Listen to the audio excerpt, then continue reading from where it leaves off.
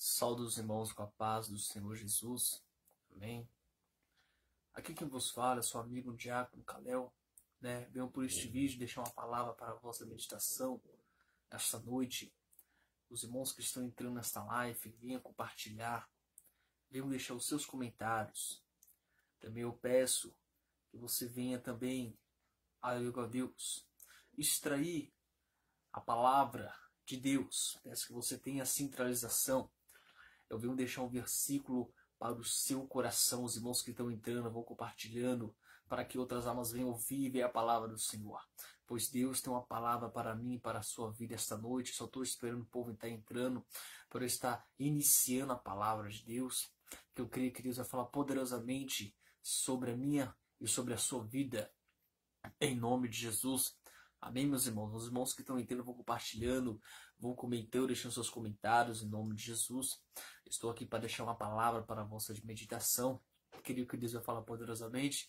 As igrejas se encontram fechadas, né? Mas Jesus disse que ele veio buscar os verdadeiros adoradores que louvam em corpo, em alma e em espírito. Então, mesmo com as portas fechadas, o evangelho tem que ser anunciado. Pois não importa como seja anunciado, mas tem que ser anunciado, diz a palavra do Senhor. Amém, meus irmãos? Vamos pegar aqui, glória a Deus, a Escritura Sagrada. Venham já ler a palavra do Senhor, o versículo onde eu quero extrair para mim, para a sua vida, que se encontra em 2 Reis, capítulo 2, no seu versículo 19, até o versículo 22, que diz: E os homens da cidade disseram a Eliseu: Suplico-te, eis que a situação dessa cidade é agradável, como viu o meu senhor, mas a água é imprestável e o solo é estéril. E ele disse-me: Trazei-me um novo cântaro, e põe sal dentro dele, e eles os trouxeram. E ele o seguiu até a fonte das águas e lançou sal ali. Dentro disse: Amém, diz o Senhor. Tenho curado essas águas, não haverá mais a partida de morte ou terra estéril. Assim as águas foram curadas até este dia, segundo dia, diz o Eliseu, o qual ele falou. Amém, meus irmãos? Irmãos, a palavra que nós acabamos de meditar em 2 Reis, capítulo 2, do versículo 19 até o versículo 22, a Bíblia vai nos relatar que antes deste primeiro milagre a ser efetuado pelo profeta Eliseu, um dos maiores profetas do Antigo Testamento, acima de Moisés não há, mas tem Eliseu também, um dos maiores profetas também no Antigo Testamento. A Bíblia vai nos relatar então que em 2 Reis, capítulo 2, a Bíblia diz sobre a efetuação quando Deus tem aquela convicção de arrebatar o profeta Elias. Trouxe a carruagem de fogo, levou Elias aos altos e deixou Eliseu. A Bíblia vai dizer então que Elias, ele fala assim no seu capítulo 2 de 2 Reis, verso 9: Ó Eliseu, pede-me o que queres antes que eu seja tomado de ti. A Bíblia vai dizer no versículo 10, então, que Eliseu olha para Elias e fala: Olha, eu quero porção dobrada do teu espírito. A Bíblia vai dizer então que Elias fala: Olha, coisa dura me pediste, mas assim, se eu for tomado de ti, seja feito, mas se eu não for tomado de ti, não seja feito. Então a Bíblia vai relatar que quando eles iam conversando, a Bíblia diz que então Deus enviou uma carruagem de fogo para levar Elias aos altos. Então, após Elias for arrebatado, a capa desceu para Eliseu. Então o seu primeiro milagre foi as águas se partir ao meio, o seu segundo foi esta. Mas aonde eu quero chegar na palavra de Deus em 2 Reis, aonde acabamos de meditar na palavra do Senhor.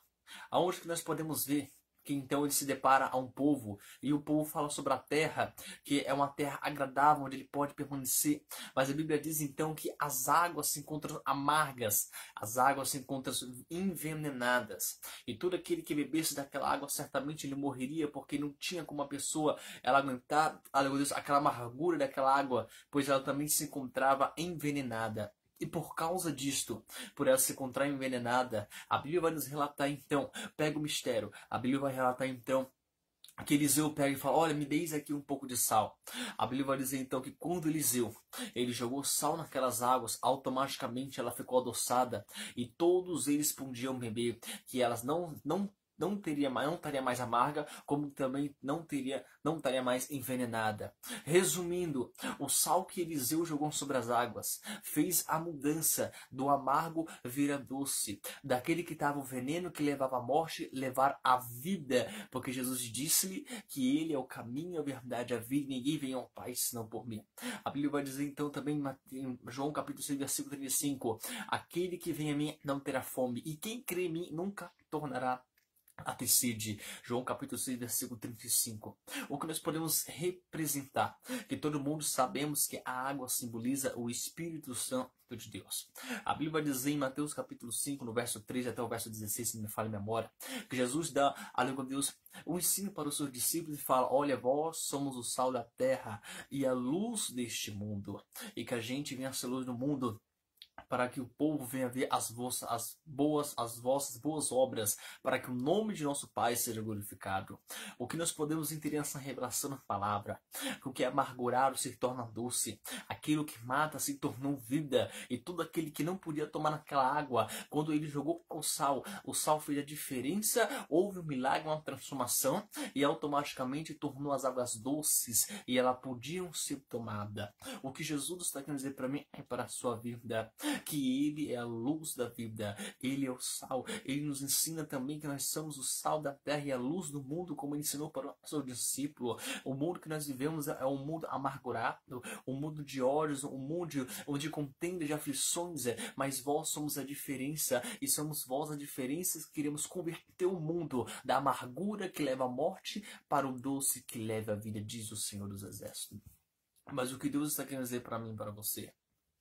Que se a gente somos a diferença da terra, certamente o que Deus está querendo dizer é que eu e você somos a diferença. Não importa as circunstâncias que vêm sobre a minha e sobre a sua vida, porque virá desaforos, virá acusações, virá, aleluia, Deus, setas e contradições contra a nossa vida, tentando nos naufragar e nos afligir, porque somos a diferença, e por causa disso Satanás não se atenta.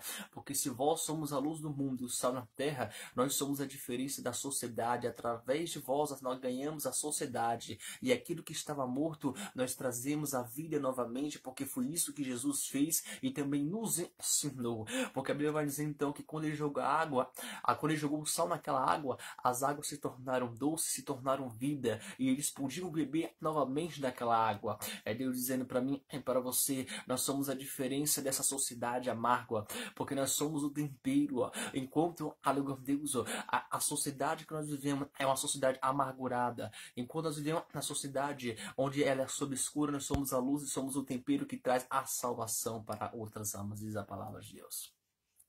Mas bem, aonde eu quero chegar na palavra de Deus? Que nós podemos entender então que o profeta Eliseu ele joga simplesmente um sal.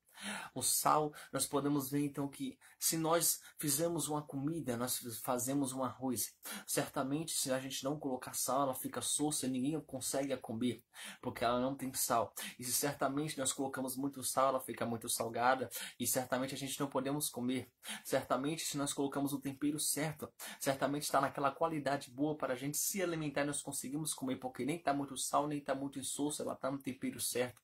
O que Jesus quer dizer para mim, para você, nós somos o tempero certo para a sociedade, porque enquanto muitos estão morrendo, vós somos a diferença que através de vós trazemos a vida que está da palavra para a pessoa. Porque a Bíblia diz em João capítulo 8, versículo 32, conhecereis a verdade vos libertará. João capítulo 8, versículo 12, disse-lhe Jesus, eu sou a luz do mundo, quem vem a mim não andará em treva, mas terás a luz da vida. O que Jesus está querendo dizer para mim, para você, como Jesus, ele disse que ele é a luz do mundo, vós também somos a luz, e que as vossas obras, boas obras que a gente fazer, deixemos brilhar, para que a sociedade venha a entender, porque se o mundo não tem amor, a gente tem amor. Se o mundo é amargurado, a gente não é amargurado. Se eles guardam rancor, eles guardam ódio, a gente não vai guardar ódio nem rancor, porque vós somos a diferença. E que Jesus está dizendo para mim, para você, que você é a diferença. E através de você, almas virão para o reino de Deus, porque você não é igual, você não se iguala, você não se encaixa a igual sociedade, você é a diferença, e através de você, almas virão para o reino, e muitos irão reconhecer que tu és a diferença, porque o apóstolo Paulo escreve em Romanos capítulo 12, versículo 21, não te deixes vencer do mal, mas vencer o mal com bem. Se a sociedade te despreza, ame. Se a sociedade te calúnia, abraça, ora, intercede, mas faça a diferença, porque um coração bom converte o coração de todos os males, e o nome de vosso Pai será glorificado, diz a palavra do Senhor. É por isso que Jesus ele nos ensina a ser a diferença, e o sal significa tantas coisas, meus irmãos. Olha para você ver, eu estou trazendo uma coisa do Antigo Testamento que vem nos trazendo para o Novo Testamento, que Jesus vem nos ensinando. O profeta Eliseu jogou sal naquela água, as águas quebraram, não são mais envenenadas. Mas Jesus também nos ensina que vós somos o sal na terra. Por quê? Porque se vós somos o sal, nós convertemos o veneno. Se vós somos a luz, nós convertemos as trevas, porque as vossas boas obras não podem conter com os males. Então os males têm que bater em retirada, porque bem disse Jesus que as portas do inferno não prevalecerão contra a igreja do Senhor. Porque glória a Deus, aleluia. Porque Satanás não tem poder com aqueles que andam na luz. Porque, glória a Deus, aleluia. Porque muitas das vezes nós passamos por certas circunstâncias e processos que a gente não determinamos a passar. Mas nós devemos entender que isso é um processo do adversário lutando contra a nossa vida. Por quê? Porque se o mundo está convertindo mais, é o que? É Satanás querendo converter a gente também para as más obras, que é os males. Mas, se vós permaneceis em Cristo, certamente seremos a diferença. E mesmo pagando as consequências pelas lutas espirituais, Satanás não tem poder, porque Cristo é a nossa base, a rocha que nos fortalece, nos mantém vivos na presença de Deus.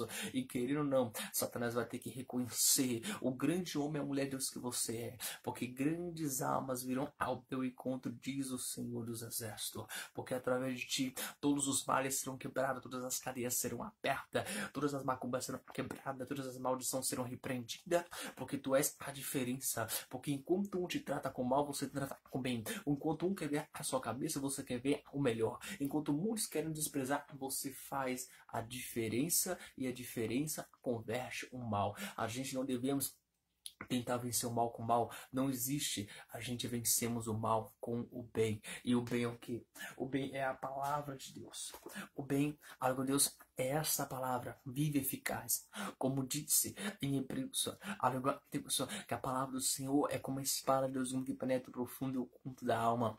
Através dessa palavra, tu serás o sal e a luz e a diferença que converterá muitos que andam na treva. Porque muitos têm desejo de ser semelhante a você que é servo de Deus, mas ela não está apta ainda, e não está naquela força, porque o adversário tem oprimido, e por causa disto ela não tem força e continua nas trevas, se corrompendo para a condenação à morte. Mas se você se considera servo de Deus,